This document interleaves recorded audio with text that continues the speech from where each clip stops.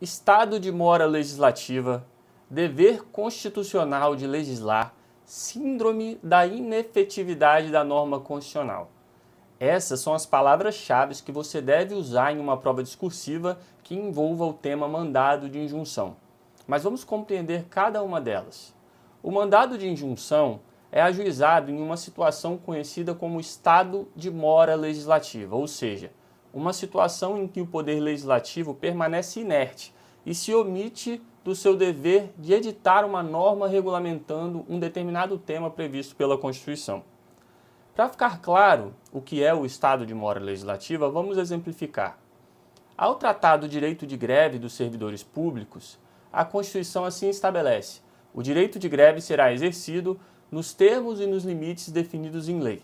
Então veja, uma norma constitucional estabelece que os servidores públicos têm sim o direito de greve, desde que a greve dos servidores públicos seja realizada exatamente nos termos e limites definidos em lei. Diante dessa norma constitucional, podemos concluir duas situações. A primeira é que os servidores públicos têm o direito de greve, mas esse direito de greve somente pode ser exercido após existir uma lei definindo os termos e limites do direito de greve dos servidores.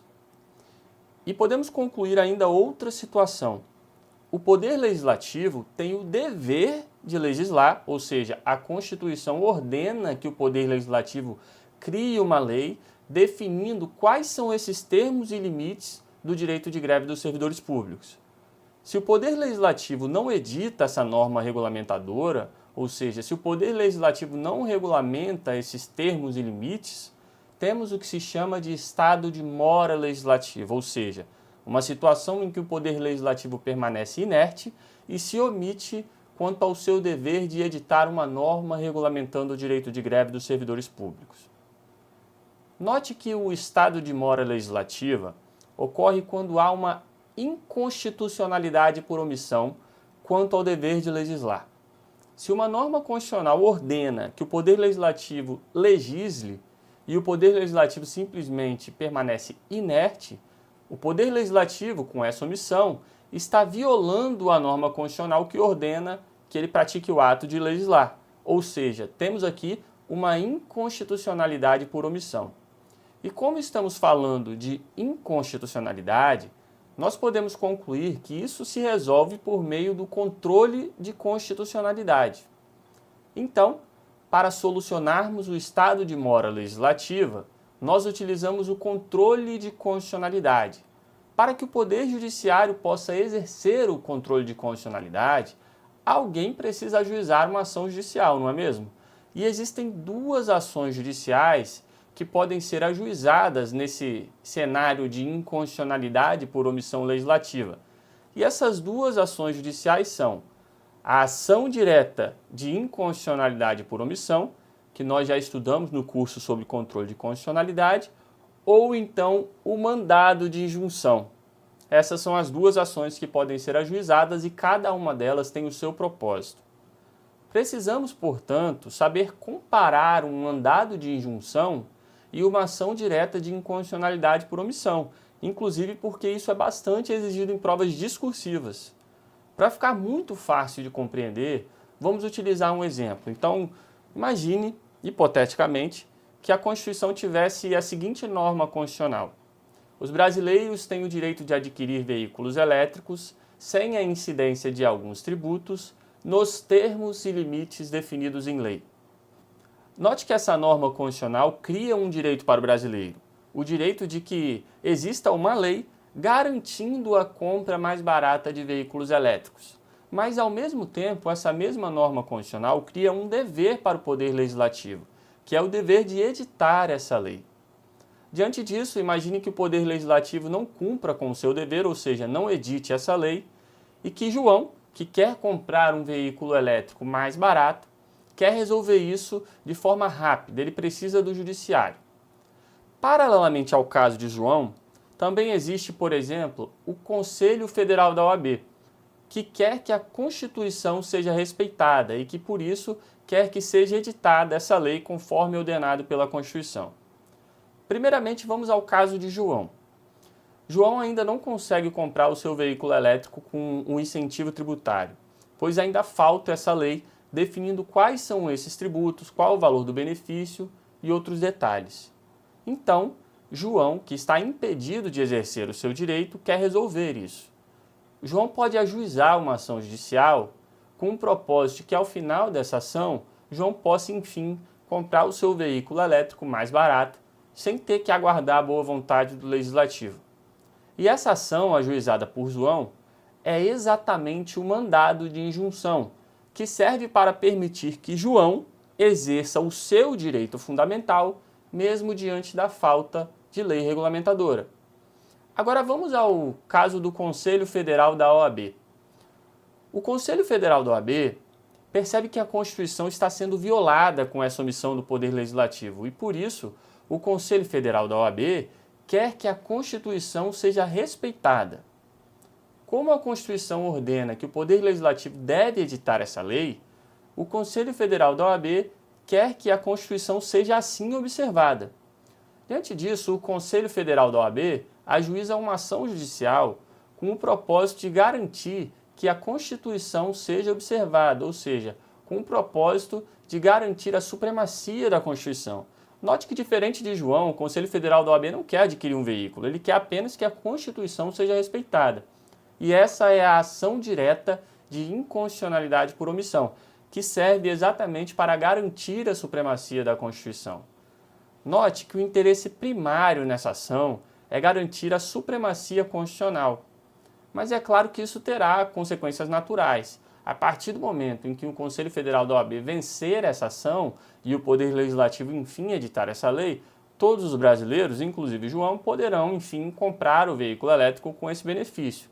Mas o que você deve ter em mente é que o principal interesse dessa ação, ou seja, o interesse primário, não é resolver o caso de João, de José ou de Maria.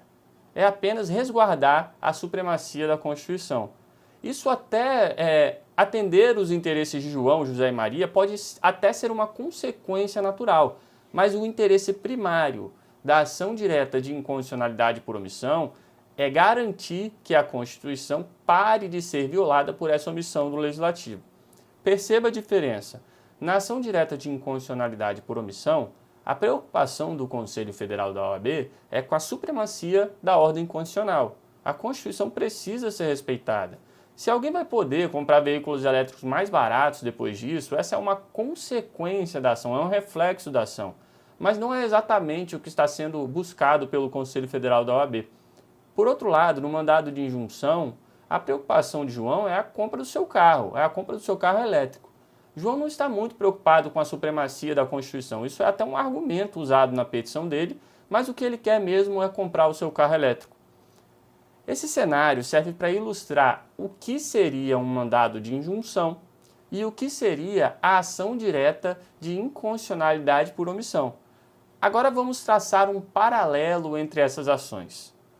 Tanto o mandado de injunção quanto a ação direta de inconstitucionalidade por omissão, ou simplesmente ADO, são ações judiciais que deflagram o controle de constitucionalidade para solucionar uma inconstitucionalidade por omissão. Em outras palavras, tanto o mandado de injunção quanto a ADO, temos aqui uma ação judicial que é ajuizada contra alguma omissão que supostamente é inconstitucional e no curso dessa ação o judiciário realizará o controle de constitucionalidade, ou seja para concordar com o autor da ação e assim declarar que aquela omissão realmente é inconstitucional, ou então para discordar do autor da ação e declarar que aquela omissão é constitucional. Entretanto, há diferenças entre essas ações, entre o mandado de injunção e a ação direta de inconstitucionalidade por omissão. Veja as diferenças aí na tela. O mandado de injunção caracteriza um processo subjetivo, enquanto que a ADO caracteriza um processo objetivo. Processos subjetivos são aqueles que consideram os interesses pessoais das partes, ou seja, os interesses subjetivos, os interesses das pessoas, estão em conflito.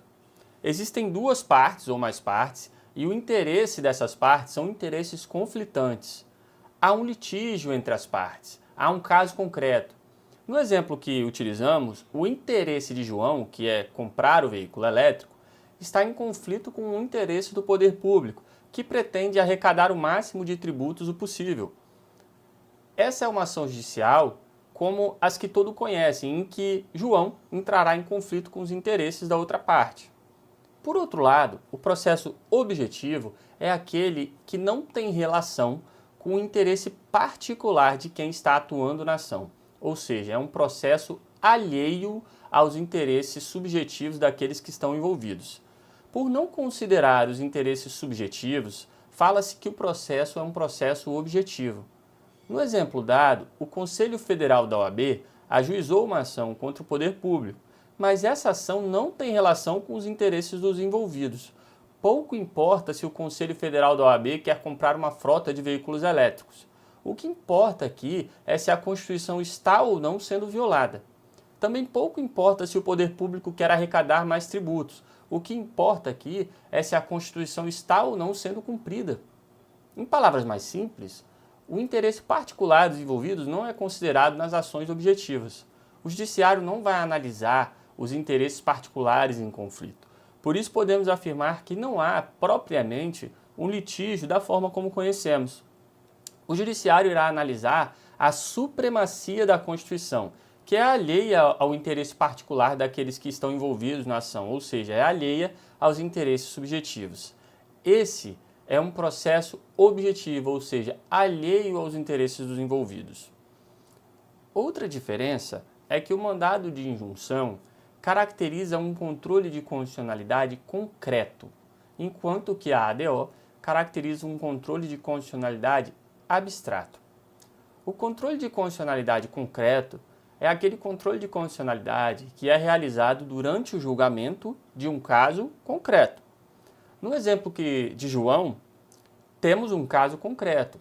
Há um litígio entre o João e o poder público, posto que os interesses deles são conflitantes. O judiciário precisa solucionar esse caso concreto, ou seja, precisa dizer que se João tem razão ou se o poder público tem razão. Por outro lado, o controle abstrato, que é aquele que ocorre na ADO, é aquele controle de constitucionalidade que é realizado no plano abstrato, ou seja, desvencilhado de um caso concreto.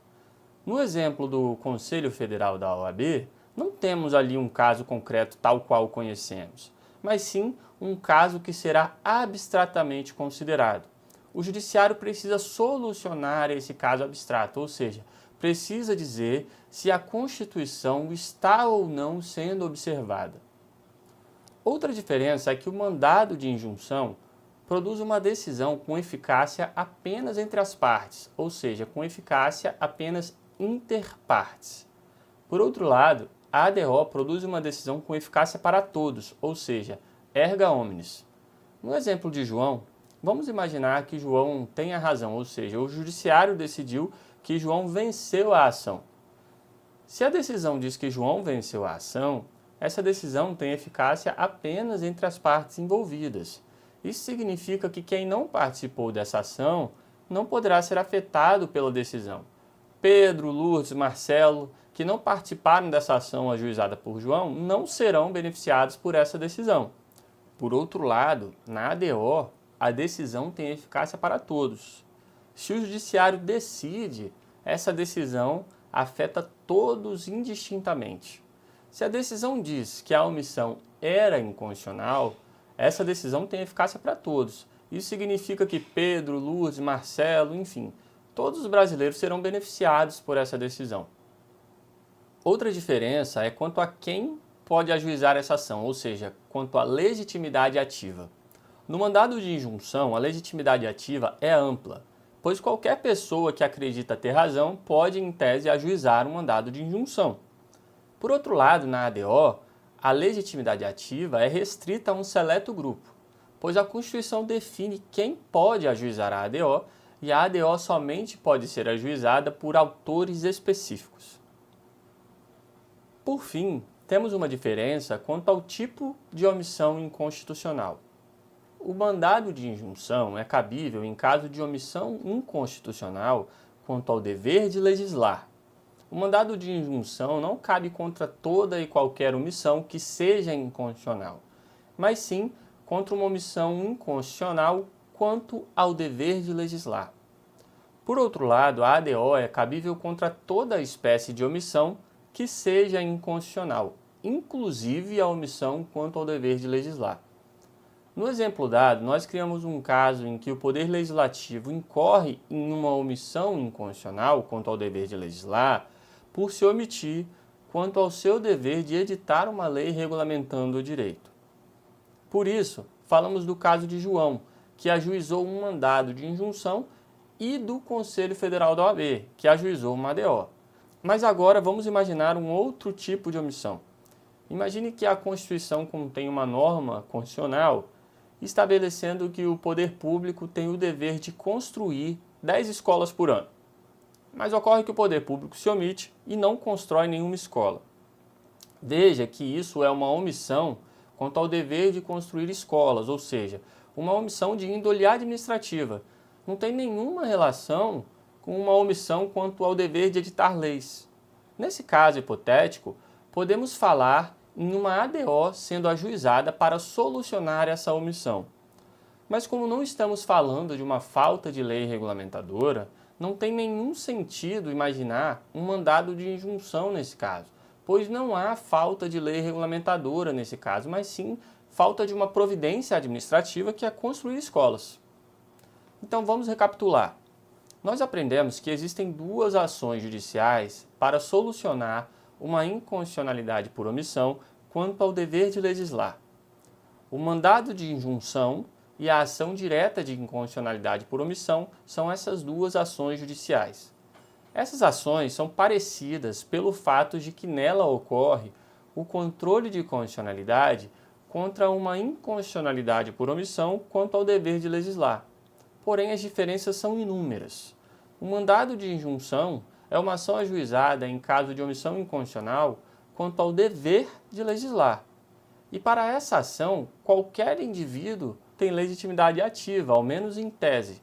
E essa ação caracteriza o que conhecemos como processo subjetivo. E no curso desse processo subjetivo, ocorre o controle de constitucionalidade concreto, que resultará em uma decisão com eficácia apenas inter partes. Por outro lado, a ação direta de inconstitucionalidade por omissão é uma ação ajuizada em caso de qualquer omissão inconstitucional. E para essa ação existem legitimados ativos específicos. E essa ação caracteriza o que conhecemos como processo objetivo, no curso do qual ocorrerá o controle de constitucionalidade abstrato, que resultará em uma decisão com eficácia para todos.